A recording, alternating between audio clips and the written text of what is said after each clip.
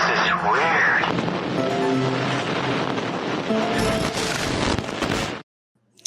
From the land of conjurers flying through the internet to your device like a UAP, hauntingly unexplained and downright weird, this is the Witching Hours, and we are ready to take off in the flash of an eye.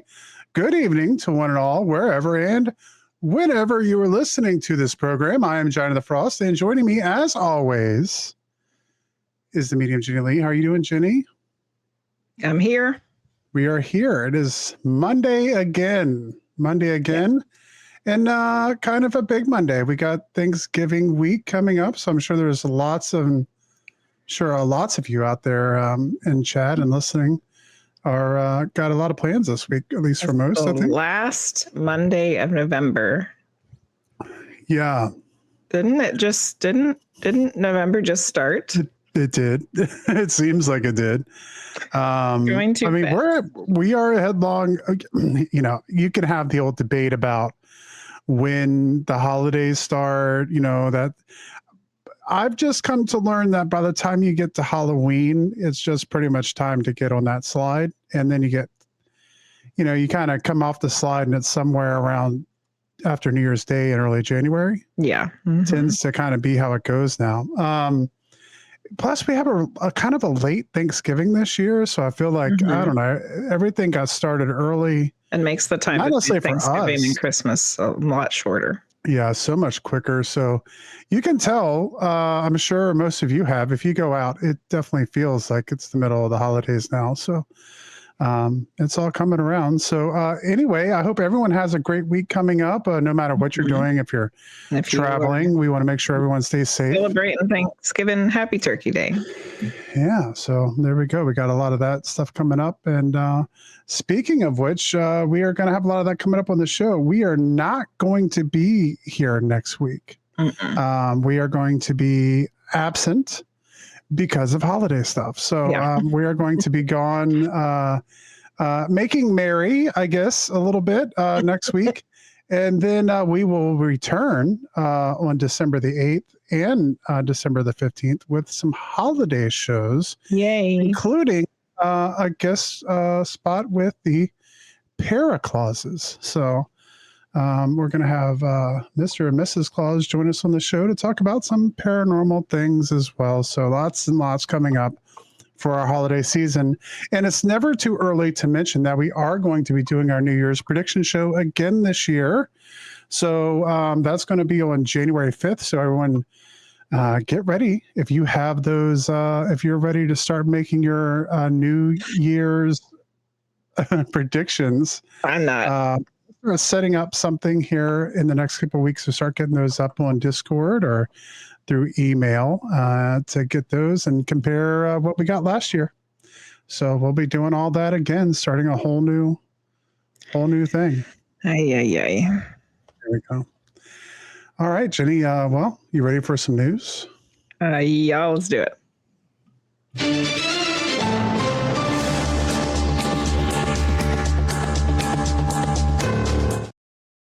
All right. So news this week.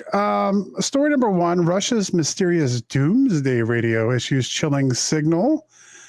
So if anyone's familiar with these Cold War radio stations that sent out ominous messages, many that still follow and listen to these radio stations that were essentially put out during the Cold War are fearing the hostile nation has just revealed its next target after Ukraine. The mysterious station, which has been active since the Cold War, released a burst of sounds with a voice heard saying Latvia. The signal was sent out Monday, with many on social media fearing that Russia could be planning an offensive in the neighboring country. But, you know, nothing leading that way. And to be honest with you, these radio stations are very interesting. They think they have something to do with spy networks. There's a lot more out there than what I know about them. I've listened to some, I've gone down the rabbit hole with them before a long time ago. But yeah, it's interesting. But I could see for sure that sitting a little bit of a ripple through the community, especially with all the current events, I guess we'll say. But Monday's surprise broadcast featured 6 different messages throughout the day, including one that read NZHTI 15854 Latvia. So we'll see. Story number 2, first kiss dates back 21 million years. Oh, yeah. I was seeing that, but how do they know? So, well, let's see. Humans do it, monkeys do it, and even polar bears are known to smooch. And now researchers have reconstructed the evolutionary origins of kissing. Their study suggests that mouth-to-mouth kiss evolved more than 21 million years ago, and was something that the common ancestor of humans and other great apes probably indulged in. So the way that they were able to do this is scientists studied kissing because it presents something of an evolutionary puzzle. What they were able to do is... let's see here. By finding evidence of other animals engaging in kissing, scientists were able to construct an evolutionary family tree to work out when it was most likely to have evolved. So to ensure that they were comparing the same behaviors across different species, the researchers had to give every precise definition to a kiss. In their study published in the journal Evolution and Human Behavior, they defined kissing as a non-aggressive, directed oral contact with some movement of the lips or other parts or other mouth parts, and no food transfer. So it couldn't be like, a feeding habit. Yeah, like human chimps and bonobos all kiss, explained lead researcher Dr. Matilda Brindle, an evolutionary biologist from the University of Oxford. From that, she concluded it's likely that their most recent common ancestors kissed as well. They think that kissing evolved around 21.5 million years ago in large apes. In order to build an evolutionary picture of the first humans kiss, they did a study and found that our closest ancient human relatives that died out around 40,000 years ago also kissed. And they were able to find evidence of, so they've been swapping saliva, which meant that they shared an oral microbe, a type of bacteria found in the saliva. Okay. So the fact that there was a spread of the oral microbe between different throughout the whole species, so that there was some kind of swapping. Yeah. So there we go. So while the study pinpointed when kissing evolved, it did not answer the question of why. Huh. We have some fun comments about this one. Those scientists probably never been kissed. #nerds. And they must have been bored crapless to spend time on that. Yeah. Well, it is interesting. I always heard that the Romans invented kissing. I guess we're wrong about that, huh? Aren't there some other things we probably should be spending our money on to figure out? I mean, not that it's not a fun story, but, I was just thinking the other day that that's probably one of my favorite topics right now. Kissing monkeys? Kissing monkeys. No, like Neanderthal and Cro-Magnon and just kind of proto-humans. And it's so weird to me, especially since one of my favorite paranormal topics is extraterrestrials and aliens. Yes. I was talking to you about this the other day because to me, it's almost like Neanderthals are like having another alien race living on the planet. Like humans have already encountered another humanoid species, multiple, and interbred and all kinds of things. And we don't know anything about them now, but I mean, they all, there was a crossover for sure. And so I think that's interesting. What kind of, like you're talking about a whole race of beings that had their own unique culture, that had their own language, that had their own art, that had their own possibly religion. I would imagine religion. So it's really interesting. And they're all swapping spit. Yeah. So there we go. And then story number 3 tonight is the National Archives released thousands of files on Amelia Earhart's disappearance. We had talked about that before, that Trump was going to release files. It was kind of an empty drop there, because we were all at that point in time waiting to see what's going to happen with the Epstein files. On this one, though, it is Amelia Earhart's disappearance. And there were lots of documents that were released, nothing that seemed to really put any missing fragment, no missing puzzle pieces, so to speak, really carried out there. Definitely, they put out the last message from her flight, which verified where they thought that, they were when they lost radio contact. Still some ideas right now of where people want to search, kind of going down, looking at all the different evidence. People have theories. The hurricane season kind of blocked some of that this year.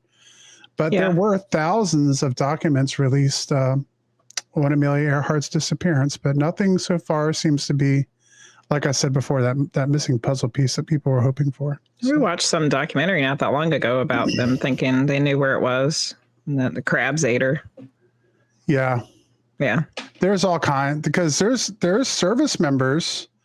There was one in here. I don't know if I can find it in the story, but they were talking about how there was a service member who was in the Pacific who said that, oh, there we go.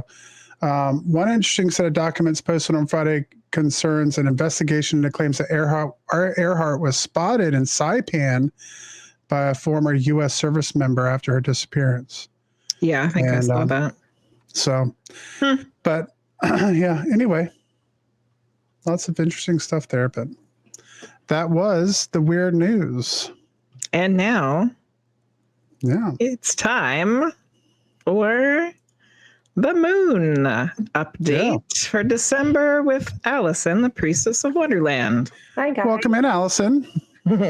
Thanks for having me. Thank you for being here. So we have some things that we need to discuss a little bit, because we have noticed that things have kind of been a mess lately when we're talking about emotions. Was it all to blame on the Scorpio new moon, or is there other things happening? I think a lot of it can be blamed on the Scorpio moon, because the moon is our emotions. It's going to bring up your emotions. I do think that some of it could be Saturn going direct, because Saturn's the planet of boundaries and restrictions. And so with it going retrograde, things tend to come up in your life that encourage you to set boundaries. And as it's moving direct, I think just kind of like when Mercury goes direct, sometimes it's like that last little end bit of the retrograde is just like an explosion. So, and there is like this shift that you kind of feel when something goes direct. So we're excited when it goes direct, because things are going to start moving forward naturally. But I do think that it kind of like has this last little shebang before it goes direct. So it could be that. I do really feel like, because in August we had 2 Virgo new moons, which shifted the whole moon cycle completely for the next year and a half. I feel like a Scorpio moon paired with a Gemini moon is a Scorpio new moon paired with a Gemini full moon is a very different dynamic than Scorpio and Taurus. Taurus grounds Scorpio energy, and they're balanced and opposite for a reason. So now having Scorpio paired with Gemini, where Gemini can be kind of crazy and off the wall, I think we're looking at you, Frosty. That dynamic it could be a little bit volatile. And I think we're going to feel an emotional shift with the moon cycles being off balance. Yeah. Yikes. All right. Well, what's coming up for December? You always kind of give us a general, is it going to be good or not good? I think compared to everything we've experienced this year, it's nothing crazy. Okay, good. I'll take it. We do have another planet going direct. So with everything I just said,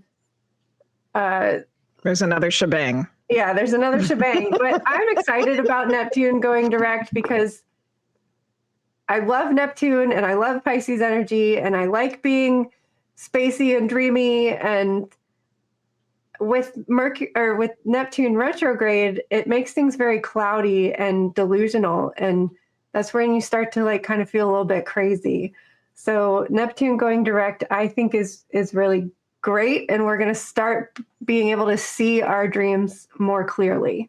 Which will be good moving into the new year. Right. Yeah. So that's happening December 10th. So this first week of, well, actually, I did want to, so we talked about Saturn went direct, or Saturn is going direct November 27th. Mercury goes direct November 29th. And Venus moves into Sagittarius on the 30th. So the last week of November is kind of... That's two shebangs, Alyson. Yeah. It's going out with a boom. Yeah. And then the first week of December, we have our Gemini full moon, which is, again, showing that dynamic of Scorpio and Gemini, and how do they work together? How do they balance each other out? What I've kind of figured out is like Scorpio likes to dig deep into the subconscious and go underground into the underworld and the dark and the spooky. And Gemini wants to talk about it. Like, what do you find there? Like, Gemini wants to have that conversation. And so that I'm kind of focusing on that dynamic for Scorpio and Gemini of like, Gemini wants to hear that story that Scorpio has to tell about like what they found in the underworld. Yeah. Mm-hmm. So Gemini full moon is December 4th. And then, like I said earlier, Neptune goes direct that following week. And Mercury moves into Sagittarius December 11th, which now that it's like, when it was retrograde, it kind of dipped back into Scorpio for a little bit. So Mercury had already moved into Sagittarius and then it went back into Scorpio. Now it's in Sagittarius again, which I again, is that storytelling kind of energy. Mercury is the planet of communication. Sagittarius is the centaur going out on the adventure. Sagittarius energy is like learning and exploring, and like we have so many Sagittarius people in this community because they want to learn. We want to learn and investigate and find out the truth and explore astrology and talk about all the things. So Mercury in Sagittarius has that energy of the storytelling kind of energy. But so we're in Sagittarius season, the end of November, beginning of December. And then the last half of December is Capricorn season, which is very, very different energy. Sagittarius is going to dream up the adventure and make the plans, and it's going to reflect on the year and then start thinking ahead for the next year. And then Capricorn kind of comes in as like, okay, well, let's buckle down. What ingredients do we need? What supplies do we need? What education do we need? Like, what do we need to do in order to make these goals? So it is that time of year for setting intentions and figuring out what your New Year's predictions are going to be. Yeah. So wait until the end of December to do that, so that Capricorn can help you with that. Because the sun moves into Capricorn December 21st. Mars moves into Capricorn. I don't have the date. It is that same week. And we're also having our Sagittarius new moon on the 19th, which right now, because the moon shifted, we're having the new moon at the end of the sun season. So we're technically moving into Capricorn season, but we have our new moon in Sagittarius. So we're kind of closing out Sagittarius season with a new moon in Sagittarius. So again, that's setting your intentions on thinking about next year. Sagittarius new moons and Capricorn new moons are really like those intentions for the year setting. Every new moon is good for setting intentions, but more for like the month. Sagittarius and Capricorn is when we're looking at the whole year. Okay. So I don't want to think about it yet. Well, Yeah. you can hibernate on it. You can germinate on it. Germinate. Ruminate, It's coming, compost Jenny. on it. It's coming whether you want it to or not. Get ready Yeah, I for it. Composting on it sounds good. All right. Well, thank you, Alyson. December welcome. doesn't Thank you, sound Alyson. too bad. Doesn't sound too bad. Just a couple shebangs here to finish out November. Hey, Yeah. yeah. All right, Thank you Alyson. again for coming on as always, You're Alyson. welcome. Thank you, you. guys. Bye. Bye. All right. All right, guys, we got a great show for you tonight. We're ready to get into it. Can't wait to have our discussion tonight. And thank you all for joining us. I want to remind everyone as we get ready to go tonight, if you have a question, feel free to put it in chat, whether you're watching us on Twitch, whether you're watching us on Facebook, or whether you're over on spiritrealm.net.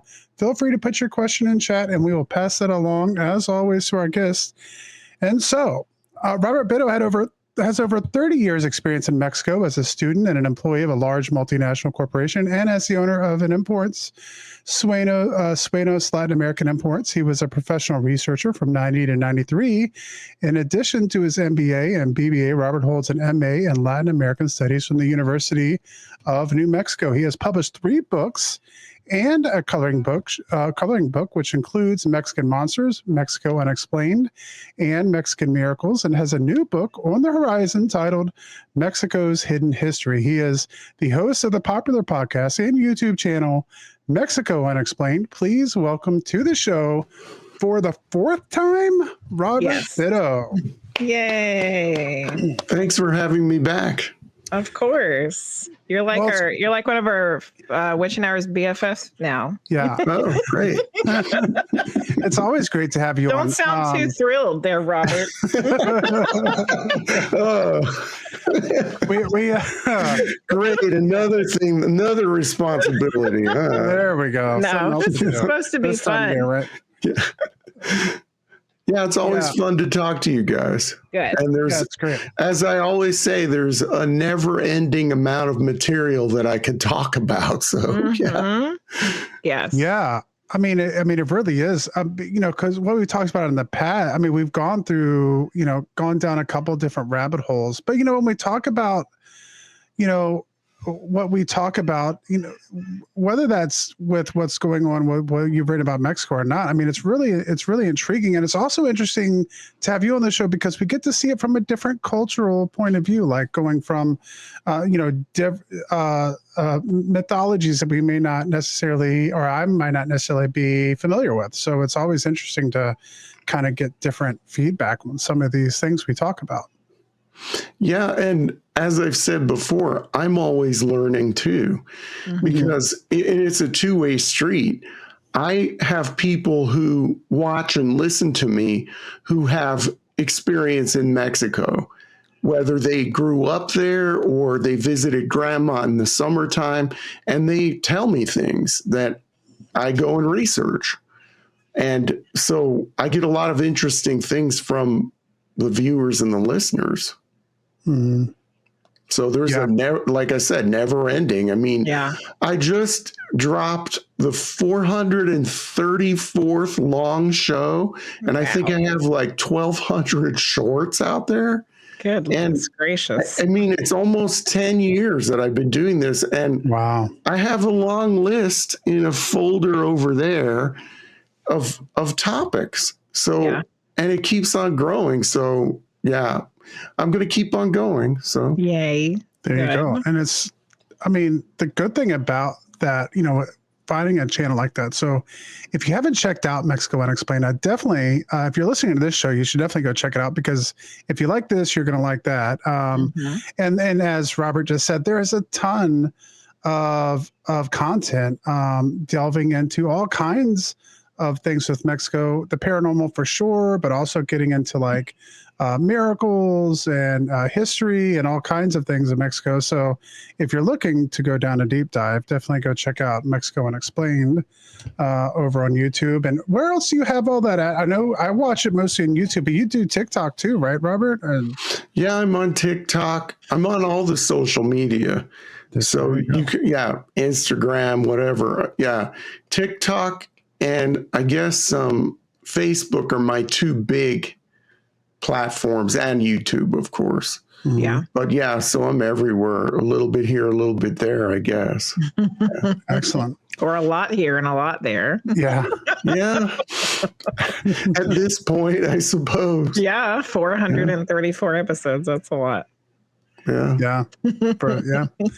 All right. So let's get into tonight a little bit. We got some new topics coming up. You have Mexico's hidden history on the horizon coming up now. What can you tell us about that, and what kind of things are we talking about? Well, we're talking about little known people, places, and events that have really shaped the history of Mexico, the culture of Mexico, things that you've never heard of and that a lot of Mexicans have never heard of. Mm-hmm. I mean, I was just looking over some of my old material that was going into the book. And, you know, one of the most influential people in the history of that country, in the history of Mexico, most people don't even know her name. It was a woman. Her name was Yolanda Vargas Dulce. Everybody's heard of Frida Kahlo, you know. Of course, yeah. And Frida Kahlo is so overdone. It's kind of like, I hate to bring this up, but whenever I get a chance, I always do. It's like the cryptid community in North America with Dogman. Everywhere you turn around, it's Dogman. Mm-hmm. Well, everywhere you turn around with Mexico, and if you talk about art or culture, it's Frida this, Frida that. Mm-hmm. Fine. You know what? I don't have a problem with her necessarily. With my business, I've made a lot of money off of Frida, okay? I've sold tote bags and mouse pads and, you know, Day of the Dead figurines and candles and everything, you know, anything they'll slap her image on, even a cross, you know? Yeah. But so a lot of people know about Frida and her creativity and stuff, but Yolanda Dulce, now this woman was absolutely amazing, and people don't even know who she is, and a lot of Mexicans will not even know. They may know of her work. They probably do know of her work, but she was born in 1926 and died in 1999, and she was one of the wealthiest women in the history of Mexico. Mm-hmm. And she came from just abject poverty. And she and her sister, when they were young teenagers, they were part of this singing act, and they became popular on the radio. And then they had an agent, and they were doing gigs in Havana and also in Los Angeles. And Yolanda wanted to become an author, a writer. And then when she was 16, she sent off articles to magazines, and they accepted her because she was a brilliant writer.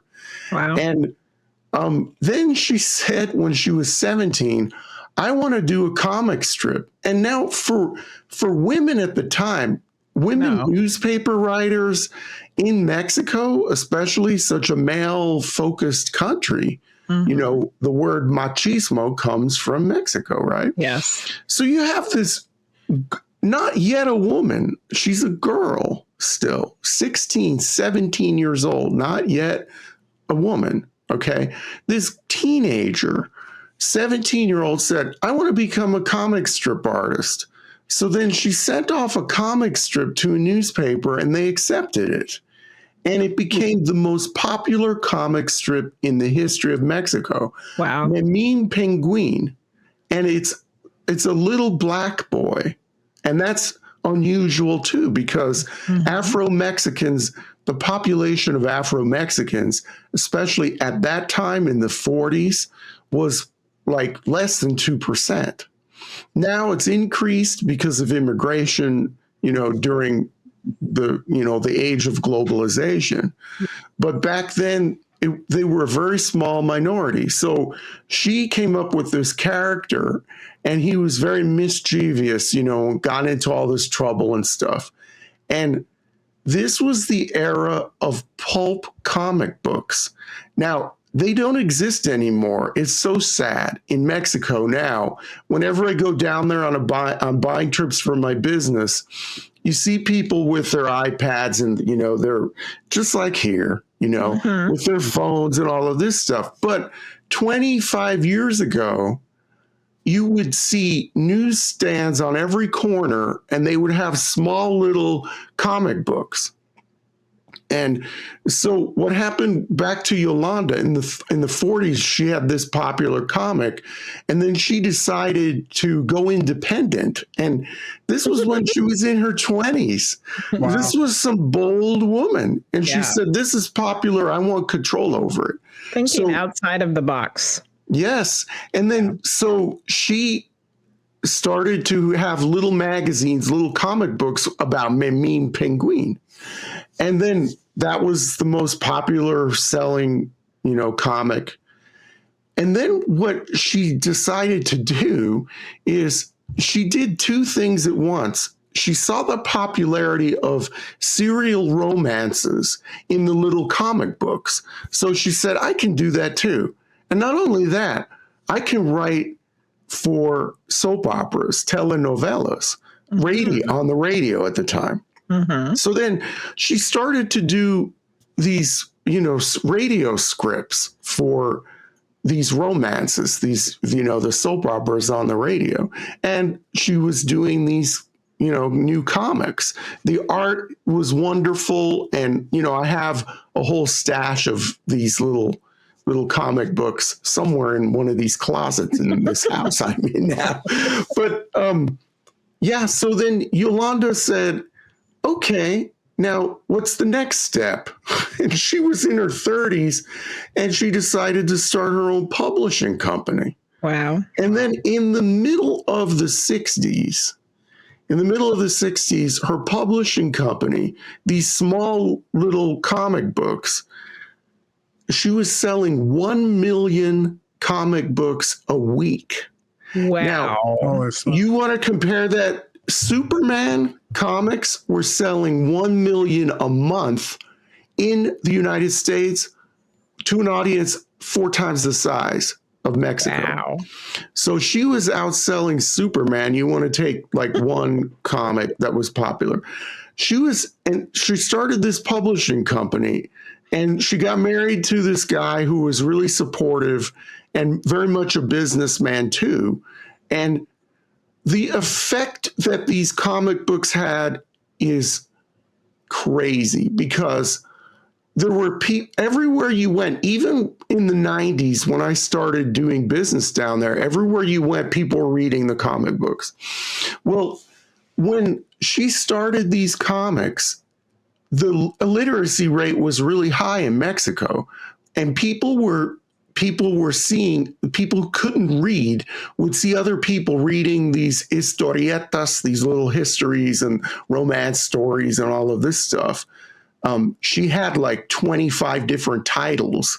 There was one story about a Japanese girl. There was, the Old West in Mexico. There was, a lot of contemporary stories about romance and pirates and whatever, a whole bunch of stuff.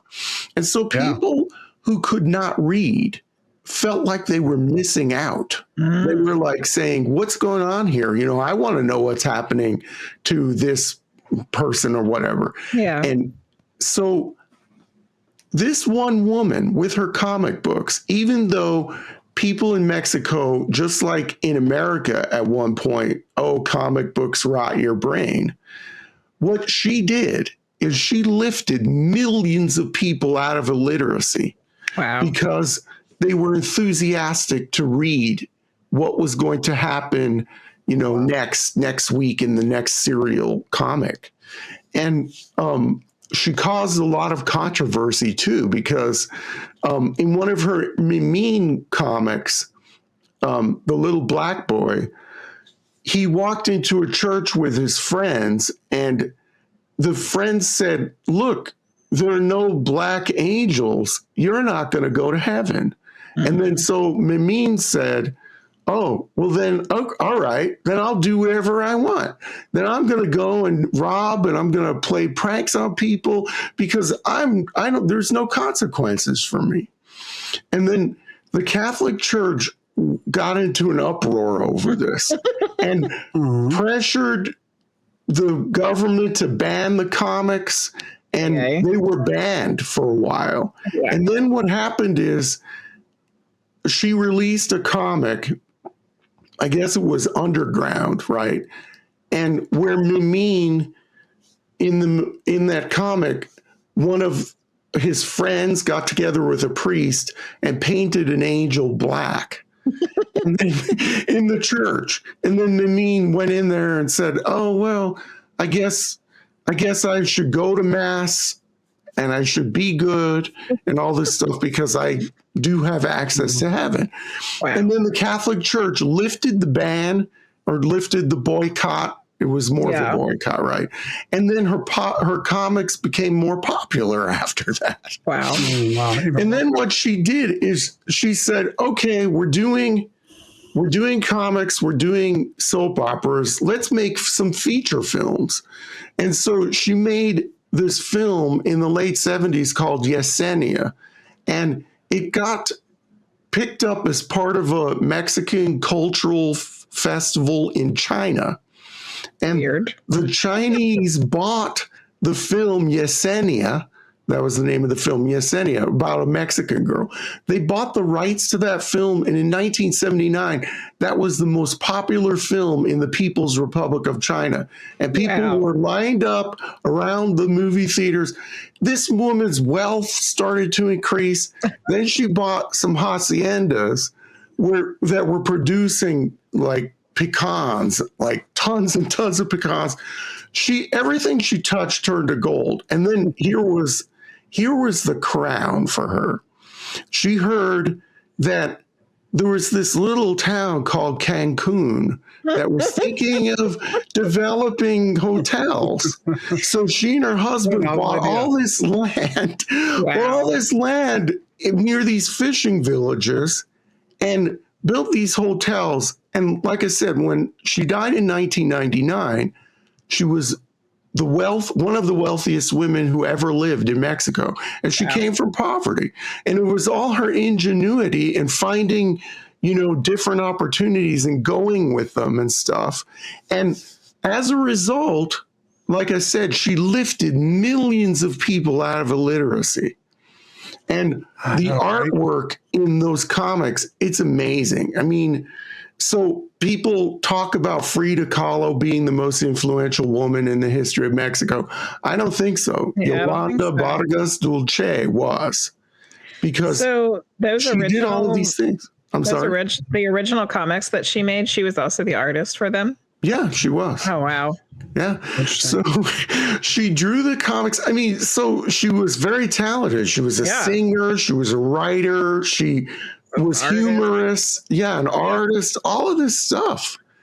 And nobody knows her name. Wow. I mean, and nobody knows about her. So, and in my book, there are a lot of different people who are just like this, I'm thinking of another woman, more of the witching hours topic.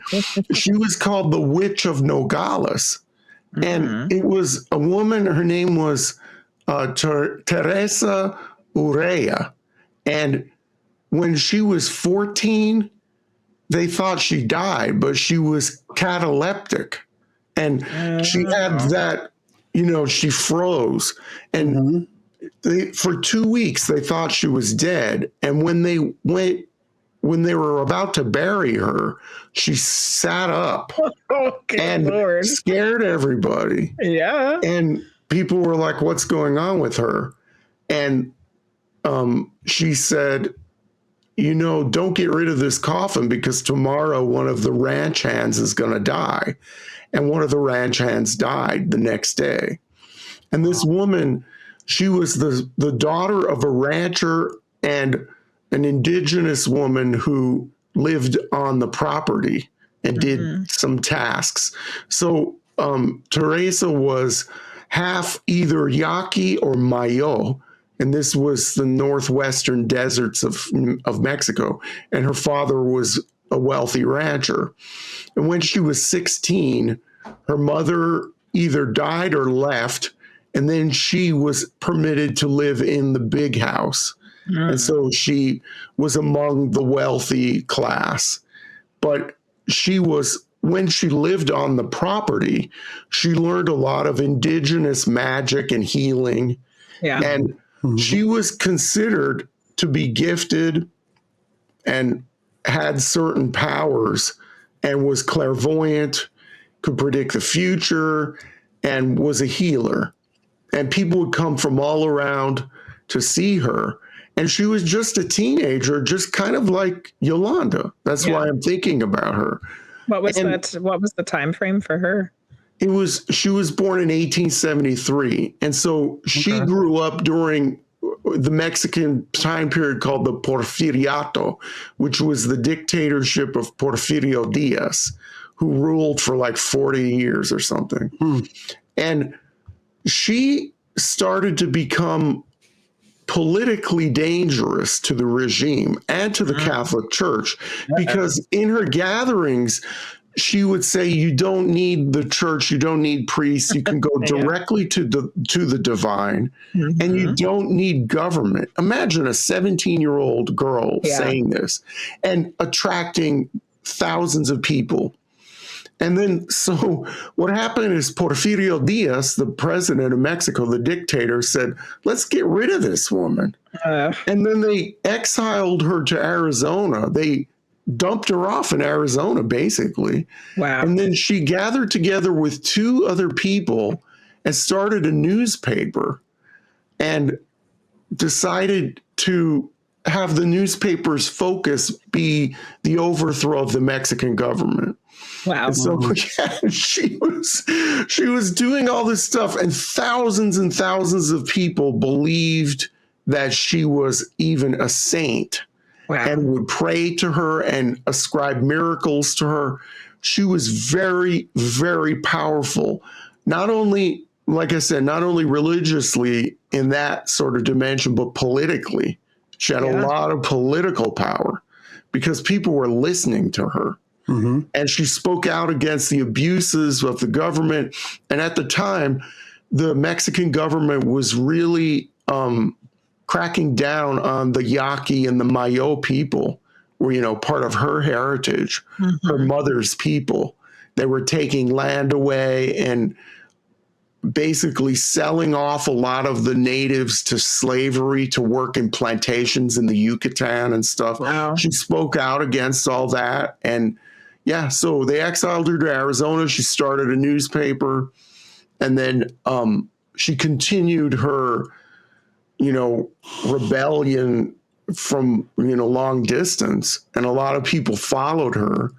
And then eventually she started healing people in the southwestern United States, went out to California, hooked up with a drug company, and was selling cures and stuff like that. And then she died of tuberculosis. Dang. Ironically, right? Yeah. But there was someone who had a lot of power and was very young. Yeah. And female. Women. Both stories, women. Yeah. And women. Times when women weren't really supposed to be doing anything. Yeah. And she was considered a witch. A witch or a saint, a lot of different things, because she could really see into the future. Like, there was one time she predicted a flood would happen in a certain area, and she predicted where certain houses and parts of the town would be spared from the flood. And then in a few days, the flood happened, and it happened exactly the way she said. Wow. And so, people really believed in her. And that, if you're a government, that's dangerous. That's very dangerous. Yeah. So I guess she's probably lucky that they just exiled her and they didn't execute her. Well, after she after she started that newspaper with those two other exiles, the Porfirio Diaz regime put a hit out on her. Oh yeah, see, and that's when she about that. Right. So they said, we're just get rid of her, even though she's in the United States now. And that's when she started traveling, and that's when she went out to California and was going from here to there, and stuff. Wow. So, yeah. But see, those are two examples, Yolanda and also Teresa, of two people who a lot of Mexicans have never even heard about, and certainly most Americans haven't heard about. No, yeah. Absolutely. Well, well, that was something I wanted to bring up a little bit, was just to talk about how when it comes to our media, it's so American centric. We don't hear a lot about what is coming in from other countries. And I think I've become even more aware of this just because I'm constantly looking for weird news articles. And so it's like, if I want to find out what's happening in the rest of the world, I have to go and search for that. I mean, I can find it, but I have to go search for it. And so I think for a lot of Americans, they don't, even though Mexico is our border, our neighbor to the south, I think there's so much that people don't know about just the regular history of Mexico. So, I mean, for this hidden history, that's really going to be a deep, interesting dive for a lot of people. Because, for instance, like when I teach the Mexican-American War in Texas and all that stuff, students are floored to find out that, Mexico had all this territory, that it didn't just, and this idea too, that at one point in time, when you're talking about like the early 1800s, there was really an idea of like these two burgeoning empires in the Americas, and what was going to happen, because Mexico was like this up and coming empire, and the United States was expanding. And it's like, obviously, history played its way out there, but I don't know if through our American version of things that those stories necessarily get told anymore. Yeah. And that's interesting that you teach that sort of stuff. You're a history teacher then, right? I guess. Yeah. Okay. Yeah. I teach high school level history, and then also college level history. Oh, great.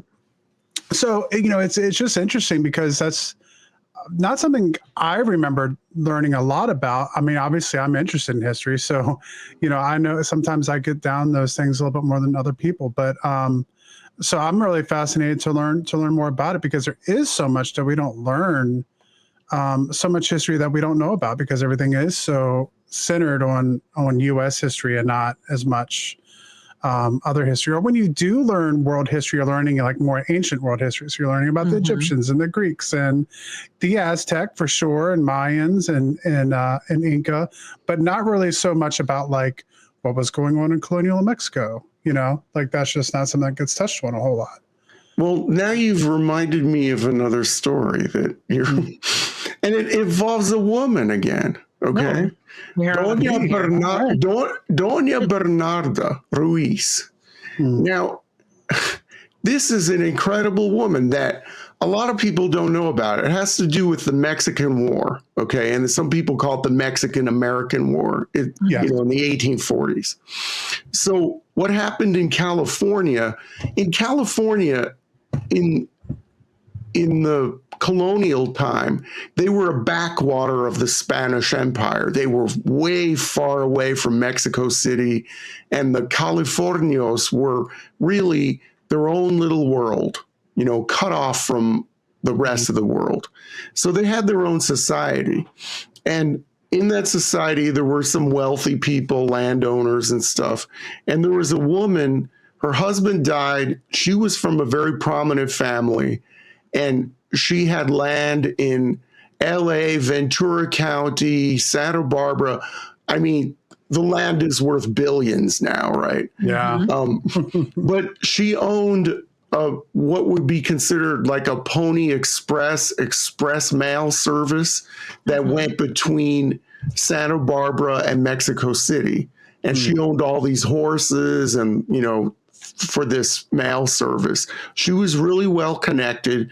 And because she came from one of these prominent families, she knew everybody.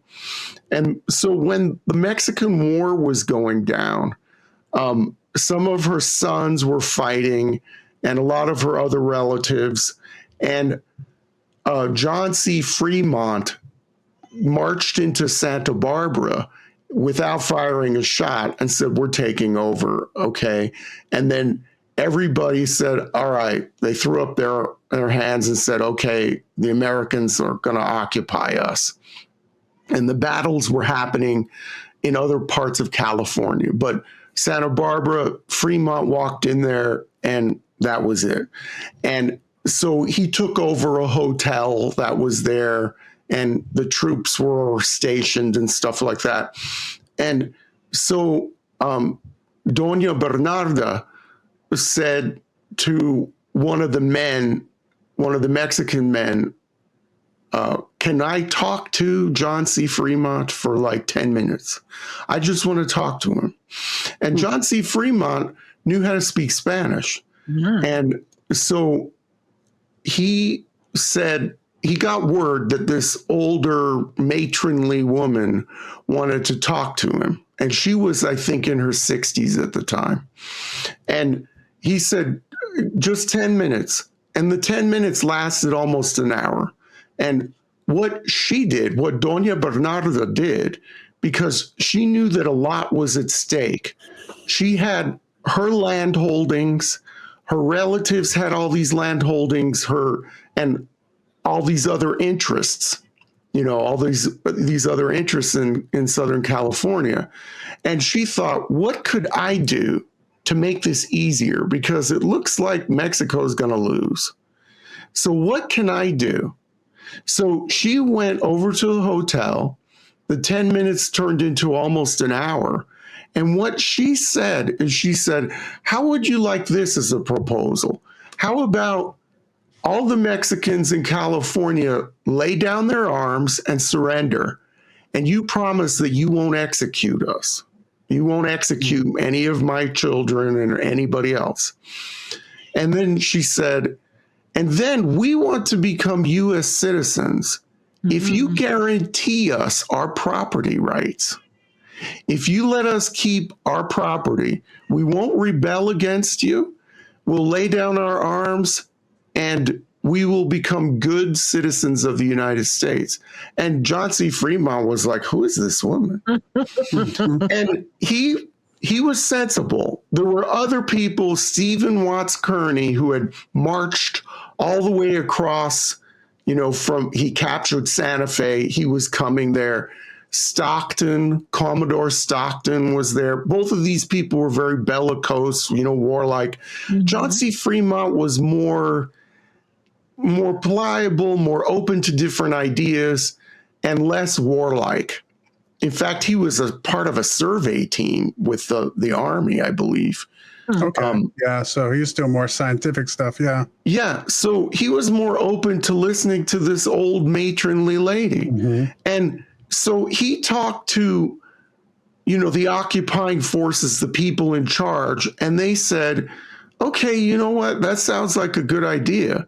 So they set up what they call the Treaty of Capitulation, and they signed it in some rancho that's now in Studio City, I guess. Mm-hmm. It got mowed down or whatever. Of course. And so that Treaty of Capitulation later became what the Treaty of Guadalupe Hidalgo was based on. Mm-hmm. The Treaty of Guadalupe Hidalgo that ceded all of that territory to the United States. It's a one-page document. It's very interesting to read. And it guaranteed that anybody living in these conquered areas would be guaranteed their property and would become U.S. citizens. Because there was a debate going on that Mexicans who were now part of the United States, they would be considered second-class citizens without full rights, and their property would not be respected. Mm-hmm. And because of this little old lady who went to the hotel and she was looking out for the interests of her family and her friends, That's why Mexican Americans in the Southwest were guaranteed these rights. Wow. That they weren't even thinking about that. But those were the conditions of the surrender in California, and that was folded over into this larger treaty. So who has ever heard of Doña Bernarda Ruiz? Nobody. Again, another person and a woman, but this time not a teenager. She was very matronly and very well connected, and very powerful politically, even though she held no office.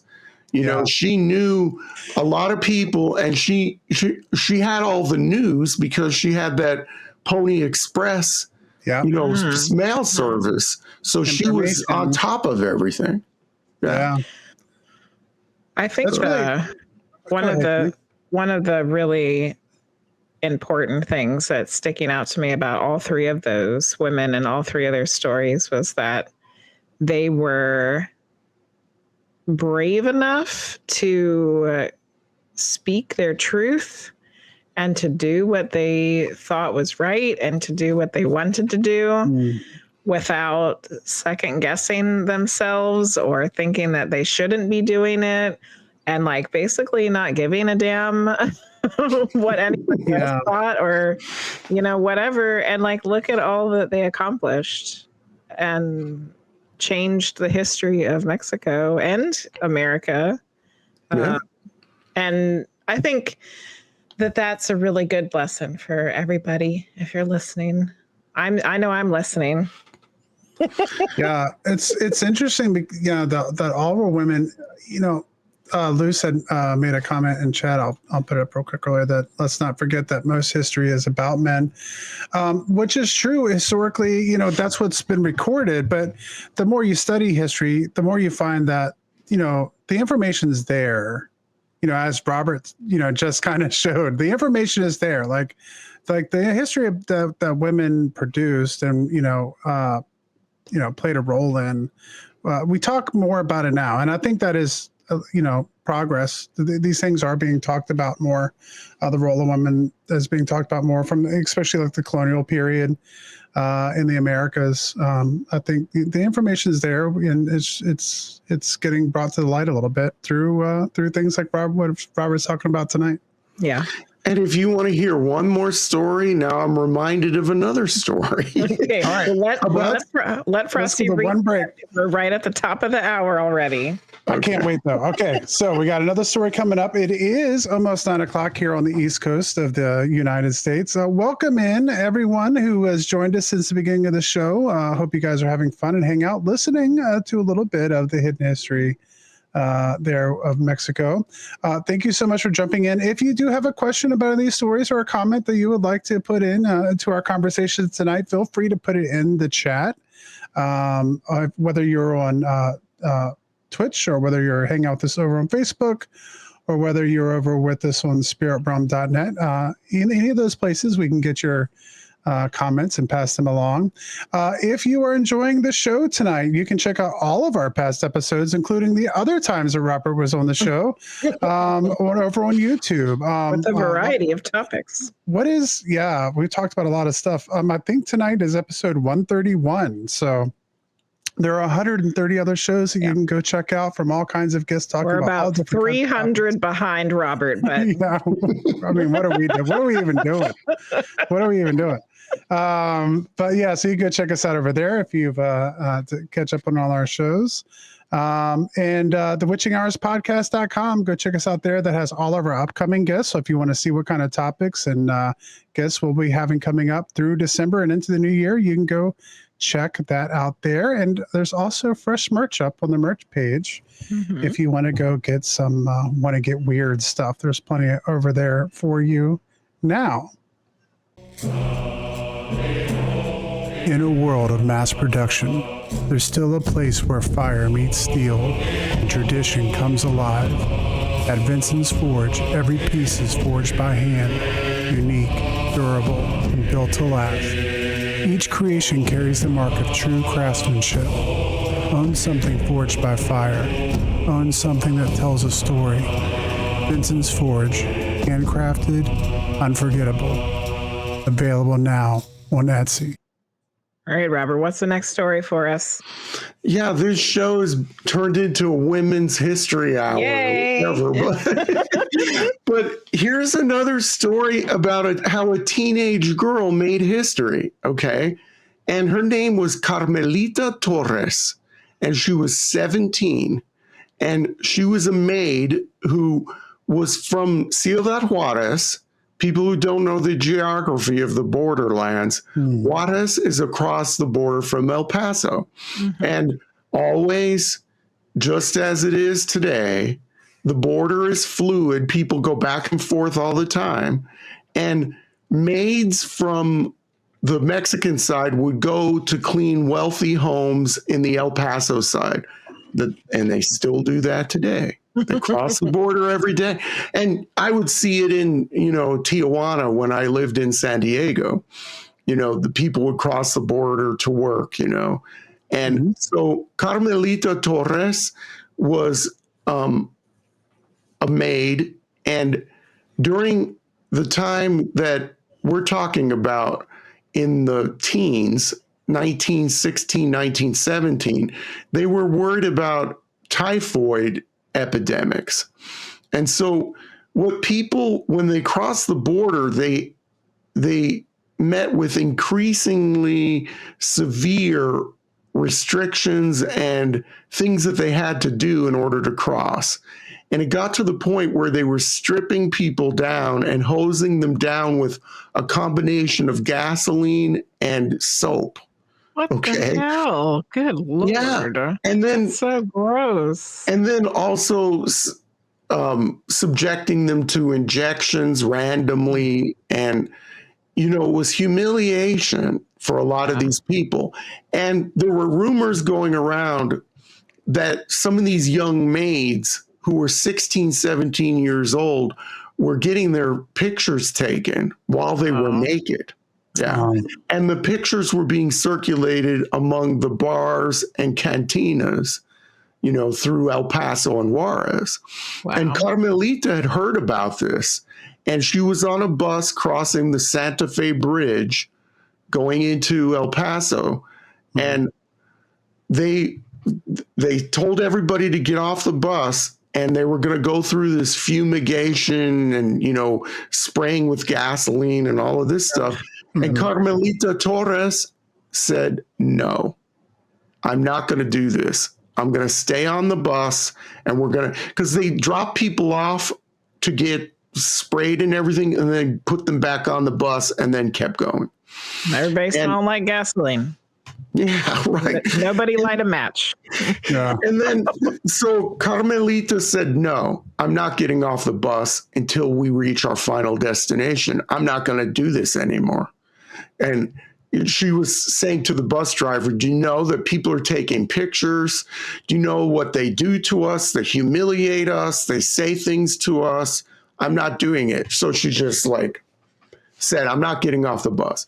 And some people liken her to Rosa Parks. Yeah. Saying, I'm not going to give up my seat. And this was 1916, 1917, right? And this was a teenage girl.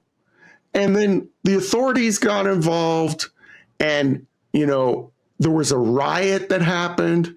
And so in history, it's called the Bath Riots. And she started it all. And some other older ladies who were maids who were in the next bus that were coming up said, yeah, we're not going to do this either. And then so they refused to do all of this stuff. And then the mayor of El Paso heard about this. And the Mayor Lee, spelled L-E-A. Oh, that sounds familiar. Right, Mayor Lee of El Paso. Please tell me he did something good. Actually, sorry, he didn't. Oh, dang. He said, you know what? We need quarantine caps. We need to be more severe with these people. Oh, my God. And then so what happened is there were not only riots, but people refused to work.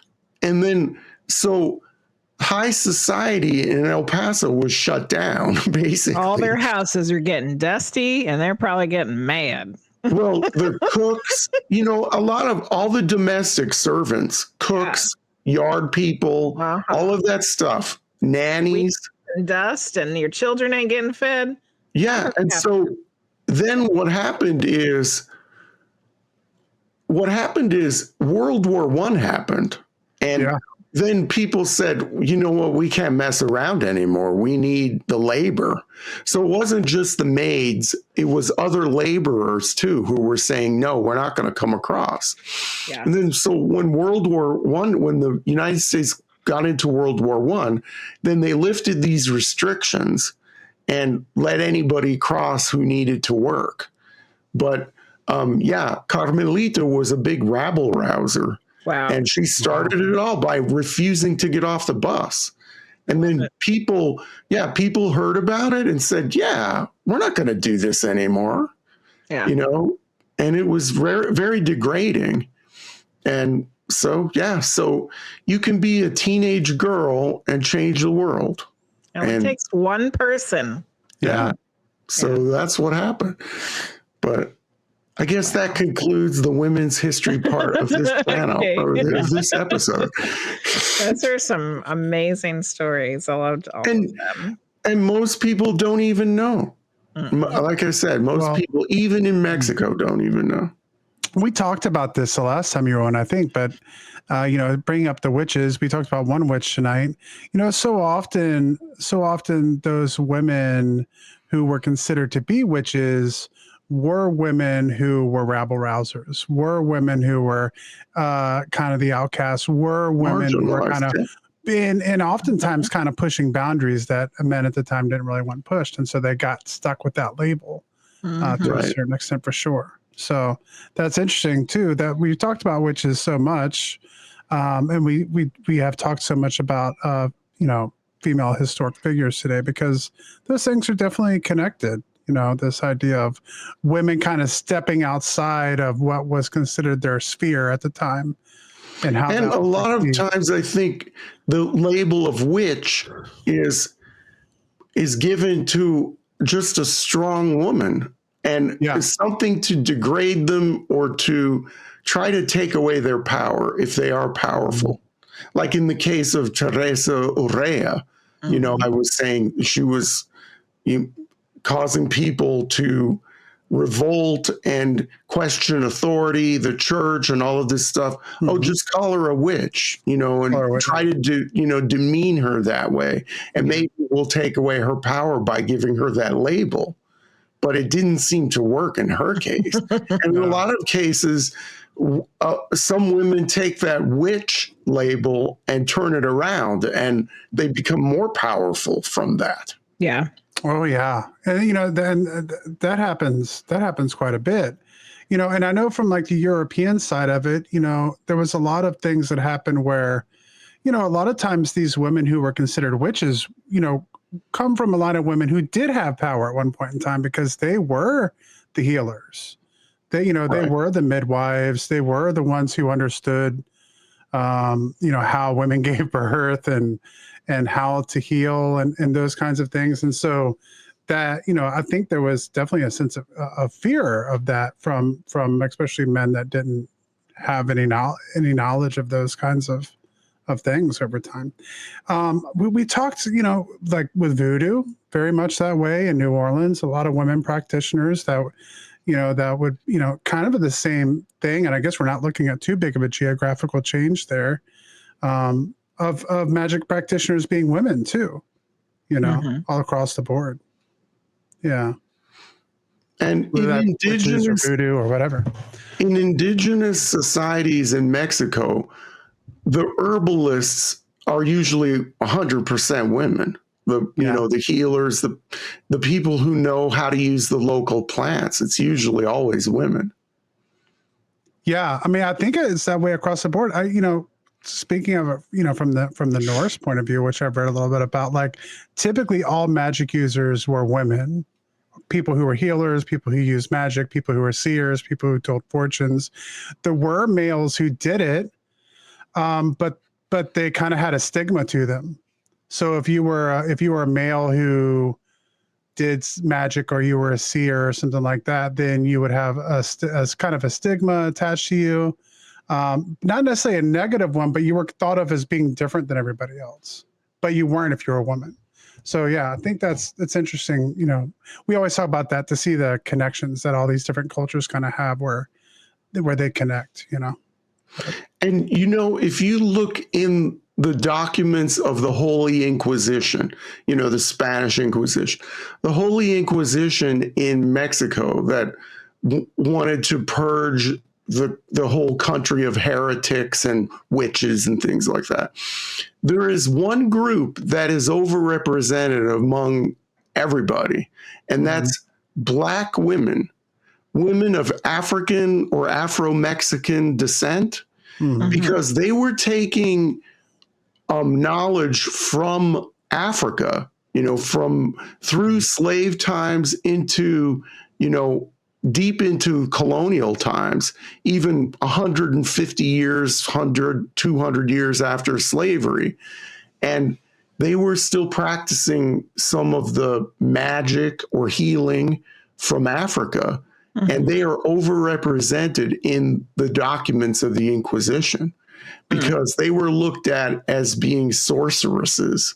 And there's one famous, most famous story, and I don't know if we've talked about this, of an African woman, well, half African and half Spanish. She's called the Mulata de Cordoba, and Cordoba is a town in Veracruz.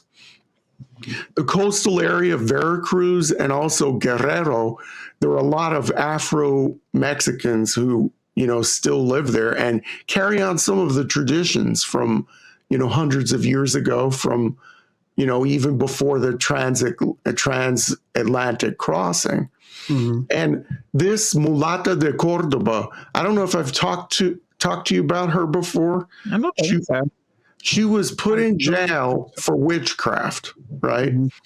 And she was going crazy in the jail cell, whatever. And she asked the guard, "Can you give me a piece of charcoal so at least I can draw pictures on the wall?" And then a guard gave her a little piece of charcoal. And what she did is she drew a scene of a ship. Now, does this sound familiar? Did I say anything about this before? I don't know. I don't think so. She drew a scene of a ship on an ocean, and before the eyes of two guards, she jumped into the picture. And this is documented in the Inquisition. Okay. Wow. She jumped into the picture and disappeared. She's Mary Poppins. Yeah, so that is one of the most famous stories of witchcraft, and it involved a Black woman, you know, Wow. a descendant of African slaves, and who had this magic. And so, yeah, all she had to do was make a drawing. Wow. That's really interesting that you brought that up, because I know another story that's very similar to that. That doesn't have a connection to Mexico, but it has a connection to enslaved coming over. So there's a book called The Slave Ship, which was written by Marcus Rediker. So he's an historian of a maritime historian. And so he wrote this book about the slave ship, and he delves into all different aspects of that. But he has went through captain's logs and went, you know, exhaustive research, you know, a PhD history guy. One of the stories he had in his book was of a woman who was essentially the medicine woman or the shaman or whatever of where she came from off the coast of Africa. And as the slave ship leaves Africa and begins its trip through the Middle Passage, the woman is saying that she's going to curse them, that she's going to, you know, sink the boat and all this kind of stuff. And then lo and behold, you know, a tempest starts coming around, and she scares the crew and the captain so much that they literally turn the ship around and sail back to Africa and let her off the boat. Wow. Because they had seen so much things happen on the ship. I'd have to get the book to remember all the things that happened, but so much stuff that she does that they turn her around and they put her back on the continent of Africa and then head back to the Caribbean. So it's interesting because that story reminded me a lot of that. Yeah. My brain wants to put those two stories together and say that that was the lady who made the picture and she jumped on the ship and then she made everybody crazy and they took her back to Africa. Wow. Yeah. Well, you know what? You're reminding me of another story. I don't know how long we have here. We have time, I think, for one more. Yep. Yeah. Okay. In 1599, there was a story of a witch, and it's very well documented. And she was called the Chichimec witch or the Guachichil witch. And the Chichimec people were the people of northern Mexico who were not conquered by the Aztecs. They were living nomadic lives. They were very adept at using spears and bows. And the Aztecs tried to encroach into their territory, but were always fended off. You know, they were repelled all the time. And so they called them Chichimeca, the barbarians. And so the Spanish, when they went to northern Mexico, they had a big problem with these people too. I love that the Aztecs are calling them the barbarians. Yeah, right. Yeah, so the Spanish got there and they're like, what do we do with these people? Oh my goodness. And then so they had this, they were playing the long game of wearing them down and then trying to water down their culture, they tried to introduce other natives from other parts of Mexico to settle into the area to serve as examples. You know, if you settle down, this is the kind of life you can have and all of this stuff. And so this woman, the Guachichil witch, or the Chichimec witch. Guachichil was the tribe of the Chichimecs, the different, the subgroup. And this woman had her feet in two different worlds. Okay. She grew up as a little girl, very much into, her traditional way of life. And she came from a line of witches. Okay. And so as an older woman, she felt like she had nothing to lose. Okay. Because she had seen her world just completely transform. And she became a rabble rouser. And the biggest thing that she threatened people with was, if you don't do what I say, if you don't listen to what I'm saying, I'm going to open up the earth and the earth is going to swallow you up. And people were so afraid of that because there were people who claimed that they saw her do that. Oh, yeah. And that went around the countryside and everybody was afraid of her. And she gained all of this political power as a result of it. And there were things going on, like there were churches being desecrated, and she would show up outside of churches after mass and tell the natives who were just leaving the church, what are you doing? You need to go back to the old ways. Who are these people that you're listening to? And all this stuff. And she was convincing thousands of people to just leave their sedentary lives, leave the mission system, and go back to the old ways. And then, so she was put on trial, and then she was executed eventually. Oh, dang. Yeah. Wow. But even in the gallows, she was threatening to open up the earth and swallow up everybody. And people the people who were spectators were like, don't do it. Don't kill her. Because she's going to do it. We've seen it happen before. Wow. But then they eventually did away with her. And this was a very well documented case. And it's in my new book. Yay. Wow. Yeah. I think Keisha's going to steal that. She's going to start using that. Okay. I'm going to open up the world. I'm going to open up the earth and swallow everybody up. And, apparently that was very effective because people thought she had done it before. They heard rumors and stuff. And that also her mother did it, her grandmother. So all you got to do is have people convinced that you're powerful, right? Mm-hmm. And then you have the power. And she just built on it. Well, I'm sorry. just enough doubt. And, even if you don't believe in it, if there's enough doubt in your mind, you don't want to tempt fate, Yeah. And in this case, this woman had the Spanish believing it too. And other people, who were not of her ethnic group, they were like, don't mess around with this lady. And because she's serious. But, in the end, she met an awful demise. But she was like in her 70s or 80s. So we have at the beginning teenagers and then older ladies too. So, with Doña Bernarda, who was responsible for the Treaty of Capitulation, and then we have this older witch, it shows you that age doesn't matter, really. You can make change, or at least try to. In the last case, she tried, but maybe she convinced a lot of people to leave. So some people say she was successful in getting thousands of people to go back into their traditional way of life. So yeah, I mean, she had to have been successful, or else, that's why they killed her. Yeah. Yeah. Unfortunately. Wow. So when can people expect your new book to come out? What is it called, and where can they find it? It's called Mexico's Hidden History. And then it's Mexico's Hidden History, Untold Stories That Shaped a Nation. And it should be out in the next 2 weeks.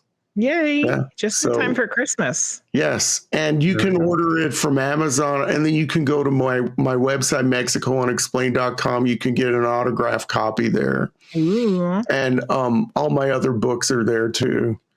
So yeah, that's usually what I tell people if they're interested in the stuff that I talk about. Just go to MexicoUnexplained.com. That's your jumping off point to all the other places. I have merch there. I sell the books, and there's no paywall. You can read all the articles for free, and it's all there. Yeah, I think Frosty had been looking at your merch shop not that long ago, weren't you? Yeah, I was telling you about some of the stuff that was in there. There's a lot of stuff in there. It needs work, though.